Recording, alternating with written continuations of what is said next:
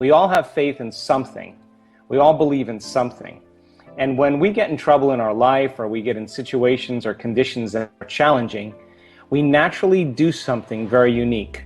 The first thing we do is we don't want to see anybody. We don't want to go anywhere. We don't want to do anything. What we do is we disconnect from our external environment. And then we set our body down, and we're no longer interacting and moving. And when we set our body down, we're saying then that we want to be greater than our body. And we start going within, and we start working on selecting a new, possible future, which, by the way, already exists in the quantum field. And when the frontal lobe begins to think about what it wants, when we start to ask frontal lobe questions like, what would it be like to be healed? What would it be like for this condition to change? What do I want in my future? The frontal lobe is like a great symphony leader, and it has connections to all other parts of the brain. And when we're truly focused and we're truly paying attention, the frontal lobe begins to, like a great symphony leader, begins to select different networks of neurons that are connected to the things we've learned intellectually, knowledge, and experiences that we've had throughout our lives. And as it begins to call up these different neural networks, it begins to seamlessly piece them together to create a vision or a picture, an internal representation.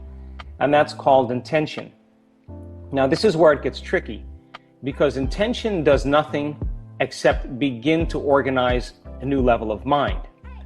But when you combine that clear intention with an elevated emotion, it's the combination of a clear intention and an elevated emotion that begins to move the brain and body out of the past and begin to change the brain and body to live in the future. Which means then you have to teach your body emotionally what that future is going to feel like before it's made manifest. That means then you don't wait for your wealth to show up to feel abundance. You don't wait for your success to feel empowerment. You don't wait for your healing to feel wholeness. You don't wait for your new relationship to feel love.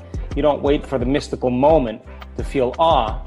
You actually create the feeling along with the intention of wholeness, and that's what begins to create the healing. You actually create the emotion of abundance, and that's what begins to bring your wealth. You begin to teach your body emotionally what the moment of awe feels like, so the mystical moment is present. We begin to teach our body what empowerment feels like before our experience. And when we do this properly, what we're really doing is we're changing the brain and body on a biological level. The end result of that begins to organize events in our life that are equal to that state of being. So we don't pray to have our prayers answered. With faith, we get up as if our prayers are already answered. Your brain is organized to reflect everything you know in your life. Your brain is a record of the past. It's an artifact. It's a reflection of everything you've learned and experienced to this moment. Now, thoughts are the language of the brain, but feelings are the language of the body. And so then, if you're feeling the same way every single day, then it means two things. Nothing new is happening in your life.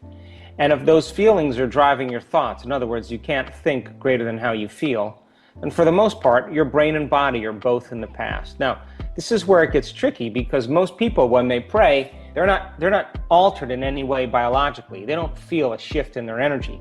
But if you truly then marry a clear intention with an elevated emotion, now you begin to change the circuitry in your brain to no longer exist in the past. If you do this properly, your brain will begin to look like the experience has already occurred. We can change our brain just by thinking differently. So now the brain now is a map to the future. And if we can combine that intention with an elevated emotion, the elevated emotion then begins to select new genes in new ways so that the body begins to change, because the body is the unconscious mind, is believing it's living in that future reality in the present moment. It doesn't know the difference between a real experience that creates an emotion and an emotion that you can fabricate by thought alone. And so it is the combination of those two things then that begins to change the brain and body to look like the experience has already happened. And if the experience biologically looks like it already happens, then hang on, the event is going to find you. We will only accept, believe, and surrender to the thoughts equal to our emotional state.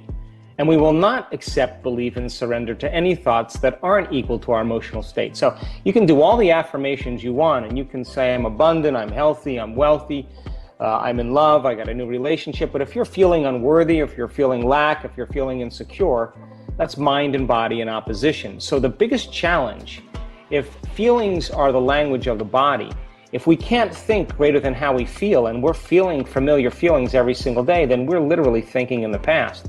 So to change then, to truly have a shift, is to think greater than how you feel. Because when you change how you feel, and you feel gratitude as an example, the emotional signature of gratitude means the event has already happened. And the longer you linger in gratitude, the more your body believes the event has already occurred. So now, it is that state of gratitude then that begins to, in a sense, the body begins to believe it's happening in the moment, because gratitude is the ultimate state of receivership. So then when we bring those two together, then the brain and body begin to shift on a biological level.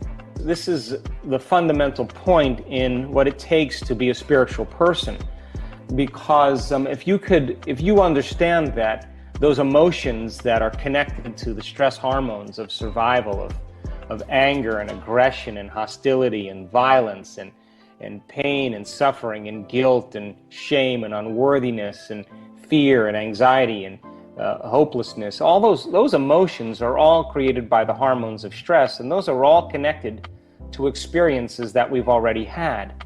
So there's nothing wrong with having an emotional reaction. The question is, how long are you going to live by that emotion? Because the longer you live in that emotional state, your body, as the unconscious mind, is believing it's in the same conditions, the same experiences in your life 24 hours a day, 7 days a week, 365 days a year. The body literally is living in the past. So when people begin to understand this, and they begin to understand that those very chemicals begin to downregulate genes that create disease. When people begin to realize this, then they start to say, well, God, let me become aware of how I'm thinking. Let me notice how I'm acting. Let me pay attention to how I'm feeling. And let's decide if these thoughts or emotions or behaviors belong in my future. Now the person's becoming way more involved in their own understanding of managing their energy and managing their internal world. You know, in the last 2.5 years, we have done so many biological and neurological and research studies on common people doing the uncommon. We've mapped over 1,500 brains in meditation. We've had people wear heart rate monitors. We've measured the energy of the room. We've measured the energy around their bodies. We've measured the energy centers of their bodies. We've measured epigenetic changes in their saliva and in their urine. And I can tell you that without a doubt, that you and I and everybody in that audience is at their absolute best when they get beyond themselves. That truly, when you go inward, if you do it properly, there will come a moment where you will become nobody. You'll become no one, no thing, nowhere, in no time. The moment you disconnect from your body, your environment, and time, you forget about your identity, that's the moment you're pure consciousness. And that's the moment that your consciousness begins to merge with a greater consciousness. And we have to continuously give up an aspect of the limited self to join the greater self. And when there is that merging of subjective consciousness with objective consciousness, that's when we become more like it. That's when we begin to take on its nature. And we've seen people do this over and over again. And the brain and the heart get so synchronized and get so organized that the field around the body that we measure sometimes increases by up to 10 feet. And now the person feels more like energy and less like matter, more like wave and less like particle, and they feel connected to something greater, and they trust in possibility, and they step out into the unknown. And we have all the machinery to do this. I think people are beginning around the world to wake up to the idea that the illusion is becoming so obvious. I mean, every single paradigm right now is collapsing, whether it's the political model, the economic model, the religious model, the medical model, the educational model, the environment. Everything's collapsing right now because it cannot function on the old laws of the old paradigm. Something new has to be created. So then, how do we begin to become supernatural. We have to begin to do what's unnatural.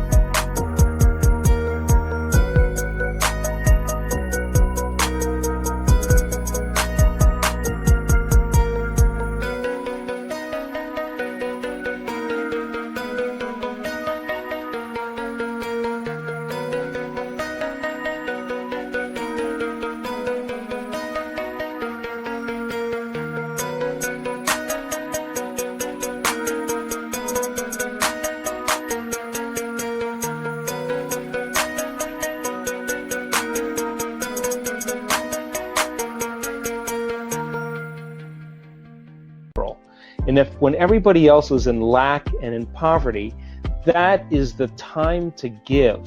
When everybody else is in fear and worried, that's the time to demonstrate courage. When everybody else is judging and warring, that's the time to show love and compassion. And if we keep doing the unnaturals long enough, sooner or later we'll begin to become supernatural. So our soul's journey then is to really to step out of the quagmire and the limited beliefs and perceptions that keep us playing in this limited realm, this limited density, where we are matter trying to change matter. Once we get a taste of the divine, and that divine, again, we've measured this over and over again. When you are that thought in that infinite space, when the brain is perceiving space and no longer perceiving objects, it gets very organized. It gets very coherent. And when the brain gets coherent, we get coherent. When the heart gets coherent, we love way more. And that's when we begin to emulate the divine. So over and over again, as we begin to climb out of these limited states, and we break free from those survival emotions that keep us feeling more like matter and less like energy, the side effect of all of that is becoming more energy and less matter. And that's when we start to demonstrate being a vibrational being. The field around our bodies when we're living in stress is about 3-4 inches in size. open your heart, it can be up to 9 meters wide. We measured. And so then when you begin to open your heart, you feel connected to something greater. That's the beginning. That's when the soul says, now I have infinite possibilities to experience, and I get to select as a free-willed individual where I want to place my attention. That's when we're liberated. So I think it's a great time for us to begin to really embody this information. I think it's a great time for us to hit the low points, to see those illusions. I mean, I had my own awakening, and you reach a point where you realize that the only time that you feel like yourself is you need the external world to remind you of it. That's a sign. When you can find an identity of yourself in the quietness and solitude of your own presence, that's when you're no longer seduced by the external world, and that's when you begin to experience true freedom. If you truly were interested in transformation, and you believe that your personality created your personal reality, you may start off, number one, asking yourself when you wake up in the morning, number one, what is the greatest expression of myself that I can present to the world? Ask yourself that question. Then the second question you should ask is, what thoughts do you not want to think? What behaviors do you want to be aware of that you're not going to demonstrate? Complaining, blaming, making excuses, feeling sorry for yourself, talking about other people, whatever. What emotions you no longer want to live by? And I just want people to review those states of mind and body so that they are Gandalf on the bridge. And if they can become familiar with them, they're less likely to go unconscious during their day. They won't slip by their awareness, program their autonomic nervous system into a destiny.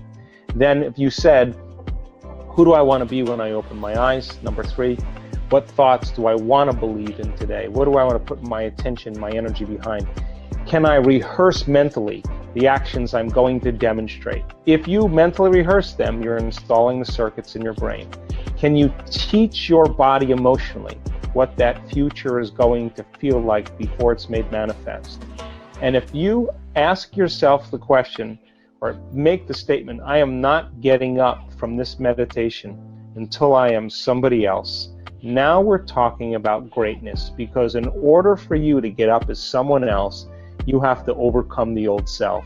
And if we do that properly, then your job is to maintain that modified state of mind and body your entire day. And if you can, get ready, because something unusual is going to show up in your life. That's the law. I hope you enjoyed this amazing speech by Dr. Joe Dispenza.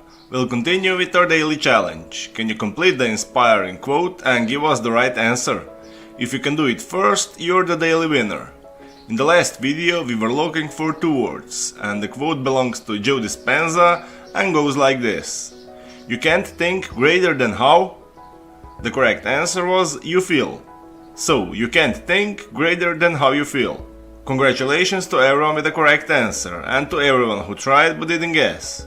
Today we also have the quote that belongs to Dr. Joe Dispenza, and it goes like this. Gratitude becomes the emotional signature that it's already happened. Gratitude is the ultimate state. So we are looking for two words, and I'm sure you'll know the right answer. Write your answer in the comments below the video. Even if you're not sure, try and guess. You might be the winner of this daily challenge. If you love this video and find it helpful, give your thumbs up and share it with your friends. Don't forget to subscribe and hit that bell button so you don't miss my new videos and new challenges. So hit the bell button and you'll get noted when my new video is published. If you really like what we do here and want to support us, you can join our channel and our community for a symbolic fee and gain many other additional features. You can do that by clicking the join button next to the subscribe button, or you can click on the link in the description of this video. Stay good and have a great day!